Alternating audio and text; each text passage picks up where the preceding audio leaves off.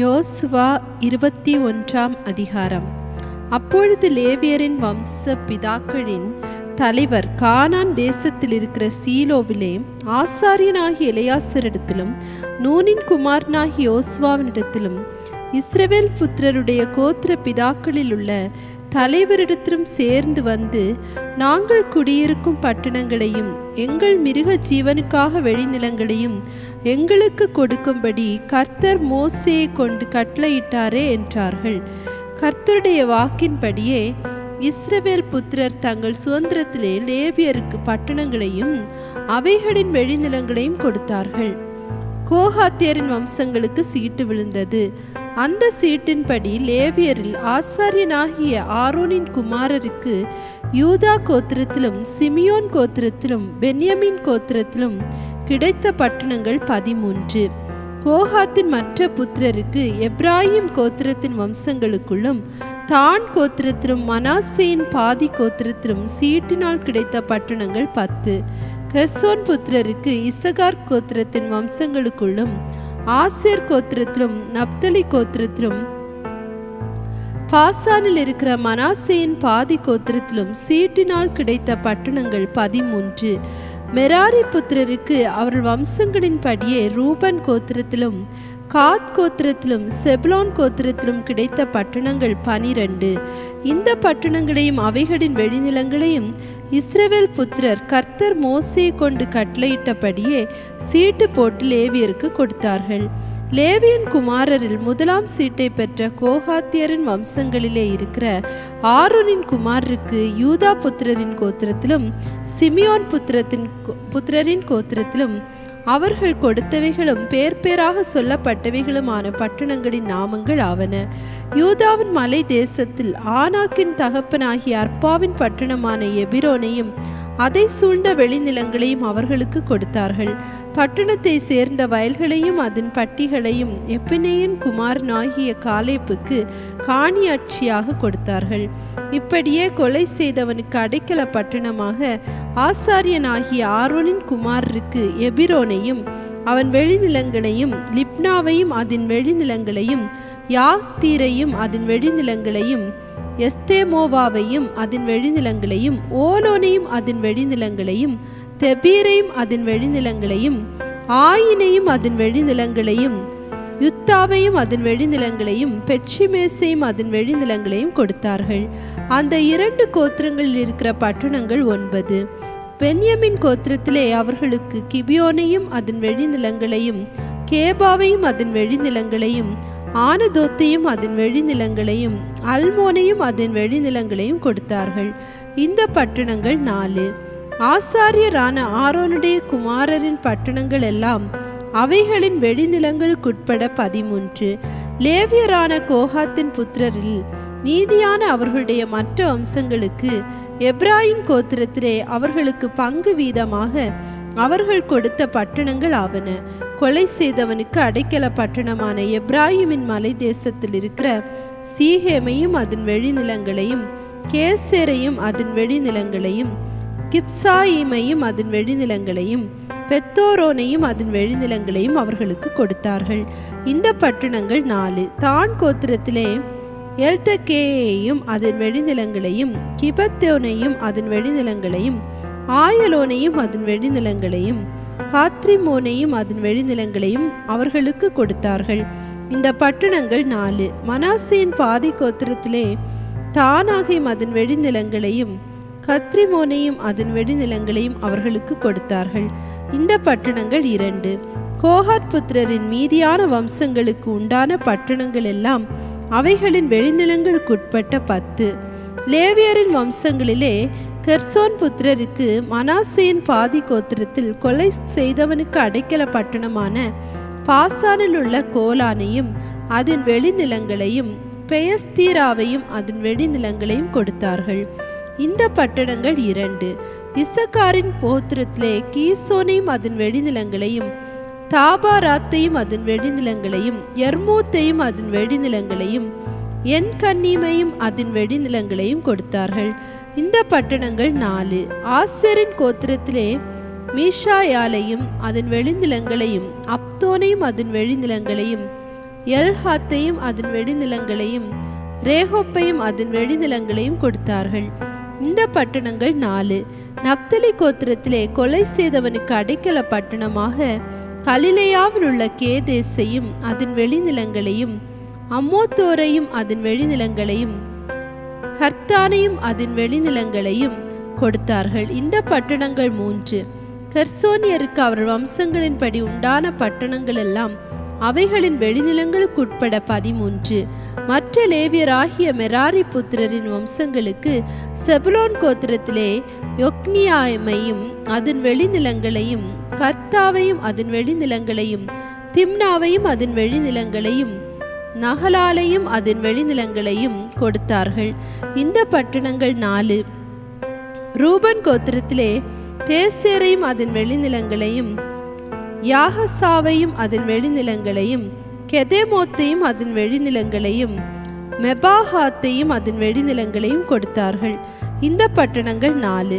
காத் கோத்திரத்திலே கொலை செய்தவனுக்கு அடைக்கல பட்டணமாக கீலேயாத்தில் உள்ள ராமோத்தையும் அதன் வெளிநிலங்களையும் மக்னாயிமையும் அதன் வெளிநிலங்களையும் எஸ்போரையும் அதன் வெளிநிலங்களையும் யாசேரையும் அதன் வெளிநிலங்களையும் கொடுத்தார்கள். இந்த பட்டணங்கள் 4. இவைகளையெல்லாம் லேவியரின் மற்ற வம்சங்களாகிய மெராரி புத்திரருக்கு அவர்கள் வம்சங்களின்படி கிடைத்த பட்டணங்கள். அவர்களுடைய பங்கு வீதம் 12 பட்டணங்கள். இஸ்ரவேல் புத்திரருடைய காணியாட்சியின் நடுவிலே இருக்கிற லேவியரின் பட்டணங்கள் எல்லாம் அவைகளின் வெளிநிலங்களுக்குட்பட 48. இந்த பட்டணங்களில் ஒவ்வொன்றிற்கும் அததை சூழ்ந்த வெளிநிலங்கள் இருந்தது. எல்லா பட்டணங்களுக்கும் அப்படியே இருந்தது. இந்த பிரகாரமாக கர்த்தர் இஸ்ரவேலுக்கு கொடுப்பேன் என்று அவருடைய பிதாக்களுக்கு ஆணையிட்ட தேசத்தை எல்லாம் கொடுத்தார். அவர்கள் அவைகளை சுதந்திரித்து கொண்டு அவைகளிலே குடியிருந்தார்கள். கர்த்தர் அவர்களுடைய பிதாக்களுக்கு ஆணையிட்டபடியெல்லாம் அவர்களை சுற்றிலும் யுத்தமில்லாமல் இளைப்பார பண்ணினார். அவர்களுடைய எல்லா சத்துருக்களிலும் ஒருவரும் அவர்களுக்கு முன்பாக நிற்கவில்லை. அவர்கள் சத்துருக்களை எல்லாம் கர்த்தர் அவர்கள் கையில் ஒப்பு கொடுத்தார். கர்த்தர் இஸ்ரவேல் குடும்பத்தாருக்கு சொல்லியிருந்த நல்வார்த்தைகளில் எல்லாம் ஒரு வார்த்தையும் தவறி போகவில்லை. எல்லாம் நிறைவேறிற்று. யோசுவா 22ஆம் அதிகாரம். அப்பொழுது யோசுவா ரூபனியரையும் காத்தியரையும் மனாசேயின் பாதி கோத்திரத்தாரையும் அழைத்து அவர்களை நோக்கி, கர்த்தருடைய தாசனாகிய மோசே உங்களுக்கு கட்டளையிட்டவைகளை எல்லாம் நீங்கள் கைக்கொண்டீர்கள். நான் உங்களுக்கு கட்டளையிட்ட யாவிலும் என் சொற்படி செய்தீர்கள். நீங்கள் இதுவரைக்கும் அநேக நாளாக உங்கள் சகோதரரை கைவிடாமல் உங்கள் தேவனாகிய கர்த்தருடைய கட்டளையை காத்து கொண்டு நடந்தீர்கள். இப்பொழுதும் உங்கள் தேவனாகிய கர்த்தர் தாம் உங்கள் சகோதரருக்கு சொல்லியிருந்தபடியே அவர்களை இளைப்பார பண்ணினார். ஆகையால் கர்த்தரின் தாசனாகிய மோசே யோர்தானுக்கு அப்புறத்திலே உங்களுக்கு கொடுத்த உங்கள் காணியாட்சியான தேசத்தில் இருக்கிற உங்கள் கூடாரங்களுக்கு திரும்பி போங்கள். ஆனாலும் நீங்கள் உங்கள் தேவனாகிய கர்த்தரில் அன்பு கூர்ந்து அவருடைய வழிகளில் எல்லாம் நடந்து அவர் கற்பனைகளை கைக்கொண்டு அவரை பற்றி கொண்டிருந்து அவரை உங்கள் முழு இருதயத்தோடும் உங்கள் முழு ஆத்மாவோடும் சேவிக்கிறதற்காக கர்த்தரின் தாசனாகிய மோசே உங்களுக்கு கற்பித்த கற்பனையின் படியையும் நியாயப்பிரமாணத்தின் படியையும் செய்யும்படி மாத்திரம் வெகு சாவதானமாய் இருங்கள் என்றான். இவ்விதமாய் யோசுவா அவர்களை ஆசீர்வதித்து அவர்களை அனுப்பிவிட்டான். அவர்கள் தங்கள் கூடாரங்களுக்கு போய்விட்டார்கள். மனாசேயின் பாதி கோத்திரத்துக்கு மோசே பாசானிலே சுதந்திரம் கொடுத்தான். அதன் மற்ற பாதிக்கு யோசுவா யோர்தானுக்கு இப்புறத்திலே மேற்கே அவர்கள் சகோதரரோடே கூட சுதந்திரம் கொடுத்தான். யோசுவா அவர்களை அவர்கள் கூடாரங்களுக்கு அனுப்பி விடுகிற போது அவர்களை ஆசீர்வதித்து, நீங்கள் மிகுந்த ஐஸ்வர்யத்தோடும் மகா ஏராளமான ஆடு மாடுகளோடும் பொன் வெள்ளி வெண்கலம் இரும்போடும் அநேக வஸ்திரங்களோடும் உங்கள் கூடாரங்களுக்கு திரும்பி உங்கள் சத்துருக்களிடத்திலே கொள்ளையிட்டதை உங்கள் சகோதரரோட பங்கிட்டு கொள்ளுங்கள் என்றான். அப்பொழுது ரூபன் புத்திரரும் காத் புத்திரரும் மனாசேயின் பாதி கோத்திரத்தாரும் கர்த்தர் மோசே கொண்டு கட்டளையிட்டபடியே தாங்கள் கைவசம் பண்ணி கொண்ட தங்கள் காணியாட்சி தேசமான கீலேயாத் தேசத்துக்கு போகும்படி கானான் தேசத்தில் உள்ள சீலோவில் இருந்த இஸ்ரவேல் புத்திரரை விட்டு திரும்பி போனார்கள். கானான் தேசத்தில் இருக்கிற யோர்தானின் எல்லைகளுக்கு வந்தபோது ரூபன் புத்திரரும் காத் புத்திரரும் மனாசேயின் பாதி கோத்திரத்தாரும் அங்கே யோர்தானின் ஓரத்திலே பார்வைக்கு பெரிதான ஒரு பீடத்தை கட்டினார்கள். ரூபன் புத்திரரும் காத் புத்திரரும் மனாசேயின் பாதி கோத்திரத்தாரும் கானான் தேசத்துக்கு எதிரே இஸ்ரவேல் புத்திரருக்கு அடுத்த யோர்தானின் எல்லைகளில் ஒரு பீடத்தை கட்டினார்கள் என்று இஸ்ரவேல் புத்திரர் கேள்விப்பட்டார்கள். அவர்கள் அதை கேள்விப்பட்ட போது இஸ்ரவேல் புத்திரரின் சபையார் எல்லாரும் அவர்களுக்கு விரோதமாய் யுத்தம் பண்ணும்படி சீலோவிலே கூடி கீலேயாத் தேசத்தில் இருக்கிற ரூபன் புத்திரரிடத்துக்கும் காத் புத்திரரிடத்திற்கும் மனாசேயின் பாதி கோத்திரத்தாரிடத்திற்கும் ஆசாரியனாகிய எலெயாசாருடைய குமாரனாகிய பினெகாசையும் அவனுடைய கூட இஸ்ரவேலுடைய எல்லா கோத்திரங்களிலும் ஒவ்வொரு பிதாவின் குடும்பத்துக்கு ஒவ்வொரு பிரதான பிரபுவாக 10 பிரபுக்களையும் அனுப்பினார்கள்.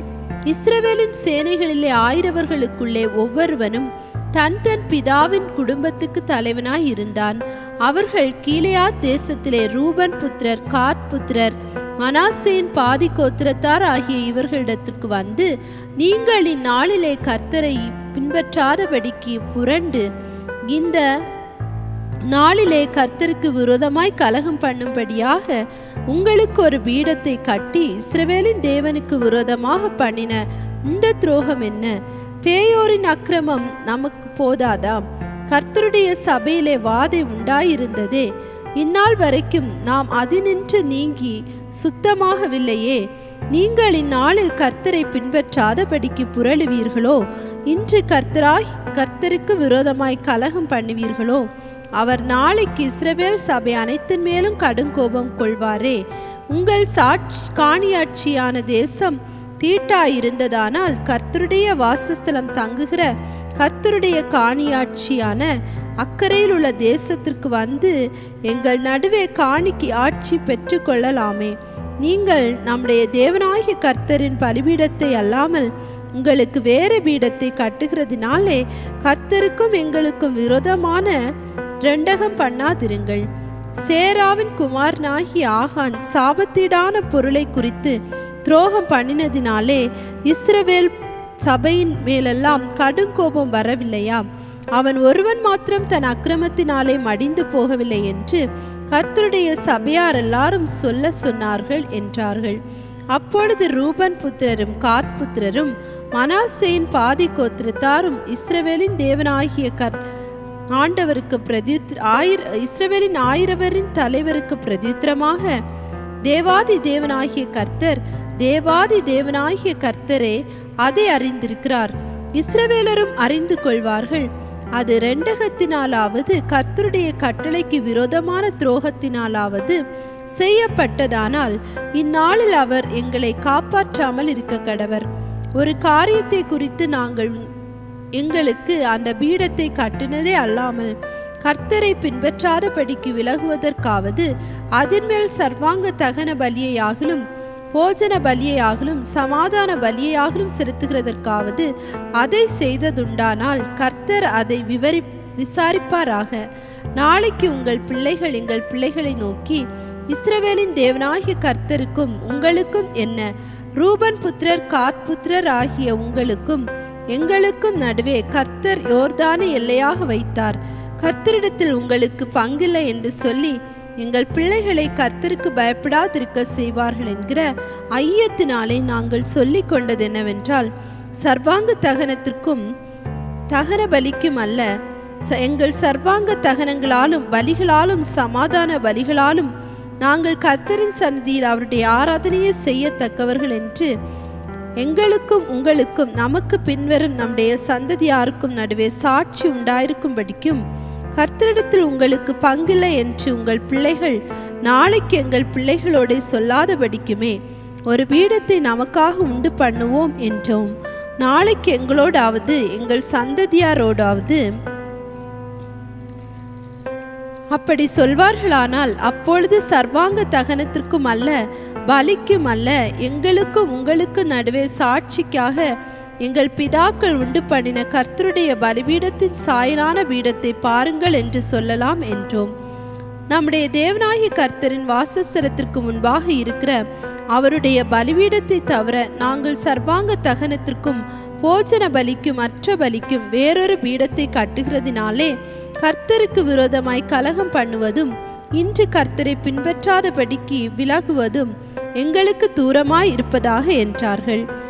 ரூபன் புத்திரரும் காத் புத்திரரும் மனாசே புத்திரரும் சொல்லுகிற வார்த்தைகளை ஆசாரியனாகிய பினெகாசும் அவனோட இருந்த சபையின் பிரபுக்களும் இஸ்ரவேலுடைய 1000 தலைவரும் கேட்டபோது அது அவர்கள் பார்வைக்கு நன்றாய் இருந்தது. அப்பொழுது ஆசாரியனான எலெயாசாரின் குமாரனாகிய பினெகாஸ் ரூபன் புத்திரரையும் காத் புத்திரரையும் மனாசே புத்திரரையும் நோக்கி, நீங்கள் கர்த்தருக்கு விரோதமாய் அப்படி கொத்த குரோதத்தை செய்யாதிருக்கிறதினாலே கர்த்தர் தம்முடைய நடுவே இருக்கிறார் என்பதை இன்று அறிந்திருக்கிறோம். இப்பொழுதும் இஸ்ரவேல் புத்திரரை கர்த்தரின் கைக்கு தப்புவித்தீர்கள் என்றார்கள். ஆசாரியனான எலெயாசாரின் குமாரனாகிய பினெகாசும் பிரபுக்களும் கீலேயாத் தேசத்தில் இருக்கிற ரூபன் புத்திரரையும் காத் புத்திரரையும் விட்டு கானான் தேசத்திற்கு இஸ்ரவேல் புத்திரரிடத்தில் திரும்பி வந்து அவர்களுக்கு மறு செய்தி சொன்னார்கள். அந்த செய்தி இஸ்ரவேல் புத்திரரின் பார்வைக்கு நன்றாயிருந்தது. ஆகையால் ரூபன் புத்திரரும் காத் புத்திரரும் குடியிருக்கிற தேசத்தை அழித்துவிட அவர்கள் மேல் யுத்தத்திற்கு புறப்படுவோம் என்கிற பேச்சை விட்டு இஸ்ரவேல் புத்திரர் தேவனை ஸ்தோத்தரித்தார்கள். கர்த்தரே தேவன் என்பதற்கு அந்த பீடம் நமக்குள்ளே சாட்சியா இருக்கும் என்று சொல்லி ரூபன் புத்திரரும் காத் புத்திரரும் அதற்கு ஏத் என்று பெயரிட்டார்கள்.